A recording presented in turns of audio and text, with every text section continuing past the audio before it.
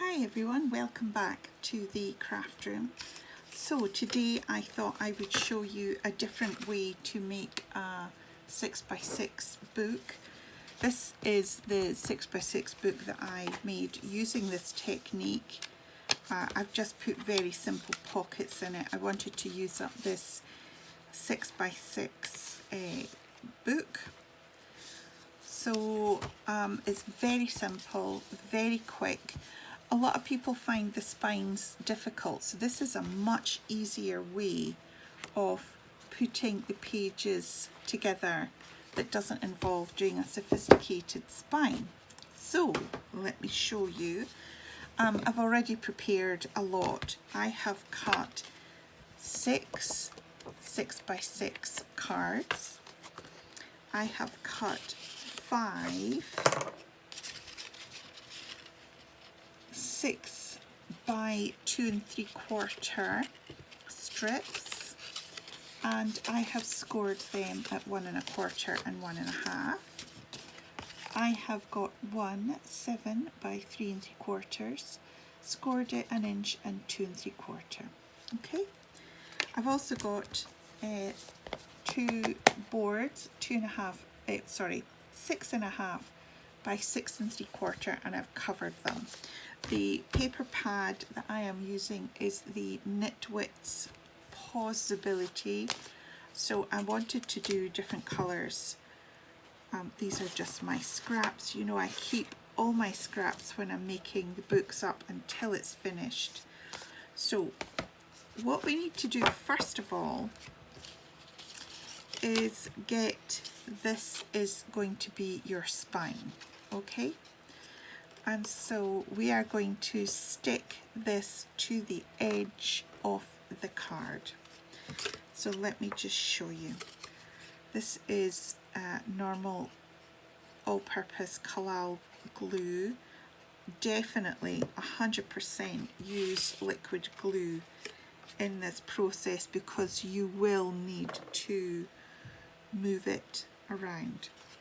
So what we're doing here is we are positioning the edge of the card to the fold line. We don't want it over the edge, we just want it to the edge, okay?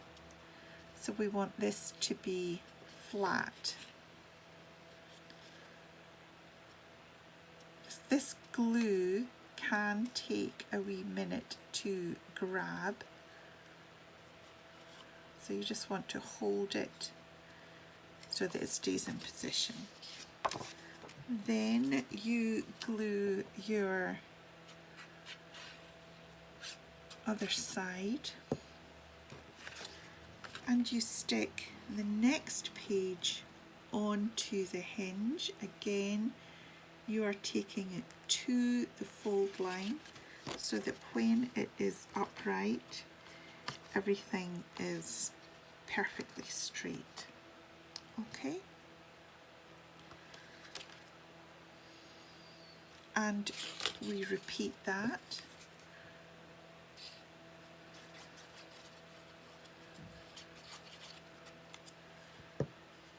So this goes onto the page.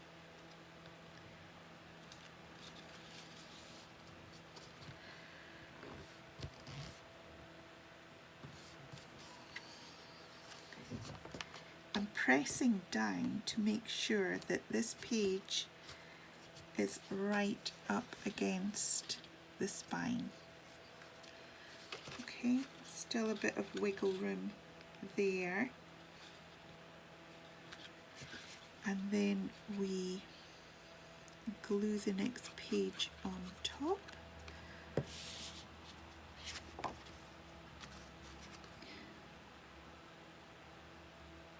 And we just have to hold it in position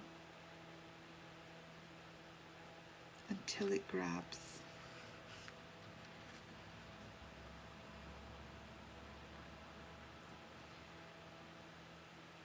All right. Let's take our next one. So you can see we're just building this up. And the 1/4 inch gap in between is going to give you enough space for you to be able to put lots of interactive pieces onto the pages. So we just want to hold that straight.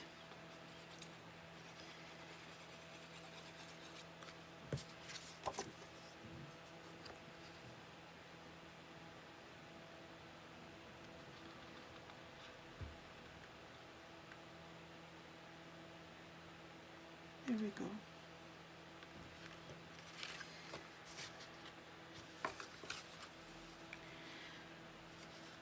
Can you see how they're all leveled flat there?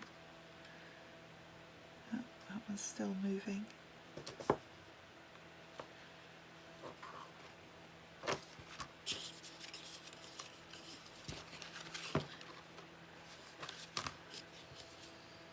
This is much quicker and much easier than doing the other spine where you have to score and fold and make mountains and valleys and things like that.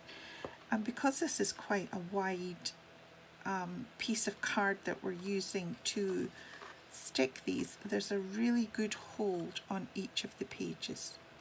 And remember that on top of the pages we will also have our DSP and our interactive elements. Okay. I'm using different colored card here. I really like this new Knitwits collection that Create and Craft have, and it's the ones with the little cats and dogs. And so they give you a 12 by 12 with a just plain coloured cards. So that's what I've done, is I've taken 3 of the colours, and I thought it would help both to identify and, you know, show how different things are, but also when I come to decorate it, I'll be able to use all the elements and I'll be able to vary the colours, etc. Okay, so now we're on our last one.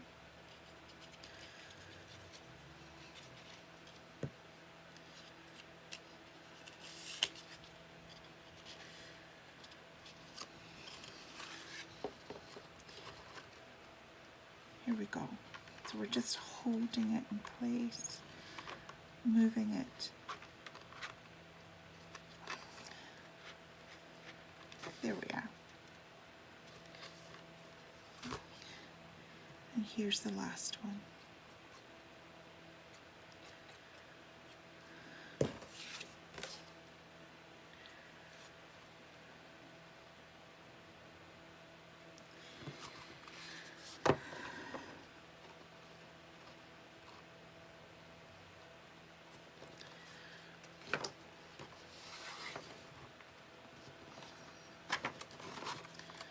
Okay,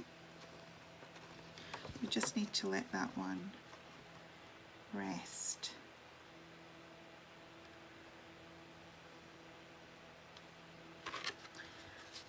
Now, what happens is the outside page is going to be on the cover. We're going to place that on the cover. But again, the spine has to be at the back edge of the cover, all right? So it needs to be butted up against it. So I just want to check.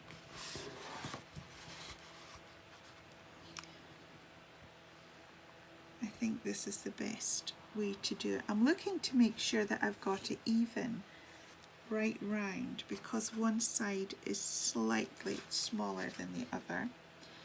So I'm going to glue this onto here. Now again, we're moving it not quite up to the edge, and then making sure that it is square all the way round so that there's an even gap between all of them. Okay, just need to make sure that that sticks down there.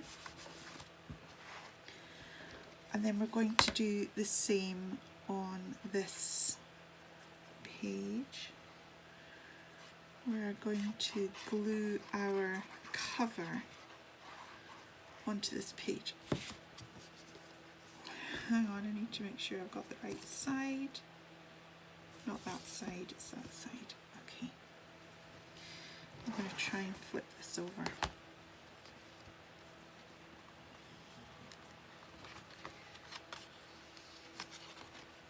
Now, again, almost but not quite up to the back, and we want to make sure that it is evenly spaced up and down as well. There we are.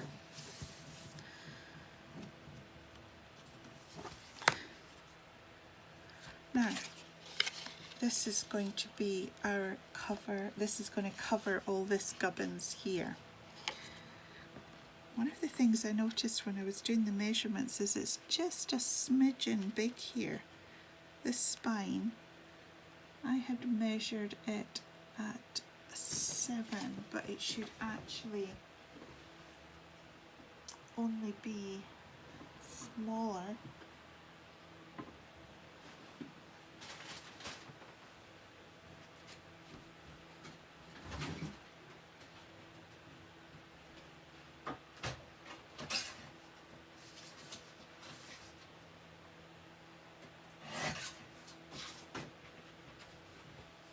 I've just taken a fraction off it. Better.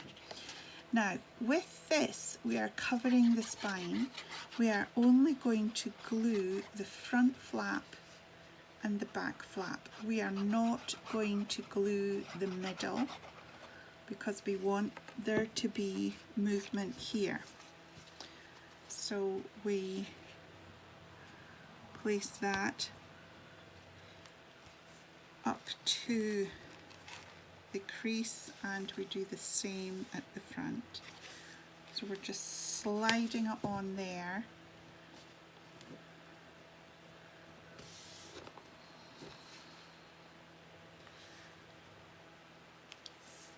Okay, so that's it. That is the basic book. How simple is that, and how quick and easy. Now, the next thing for me to do, apart from letting it grab and dry, is to decorate it.